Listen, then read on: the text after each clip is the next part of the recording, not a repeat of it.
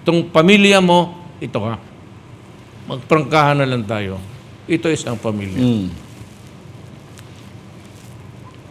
Especially mayaman o mahirap. Pagka isang anak dyan o dalawa nagka-problema sa droga, that family becomes dysfunctional. Magulo na.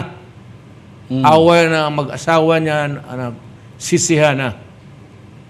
Ngayon, minsan yung binubugbog na yung asawa, pati mga anak.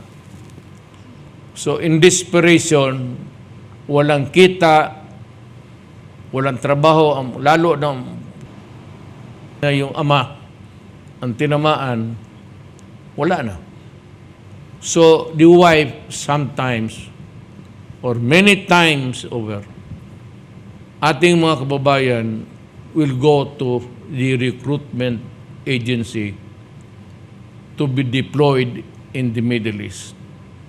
No specific country. But doon, marami na, huwag na lang tayo magbulahan yung naging house, parang maids doon.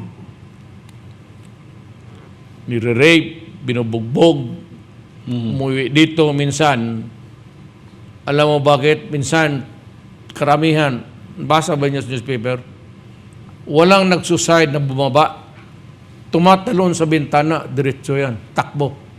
Pagbagsak. Why? Sarado yung bahay. Nakalak yan.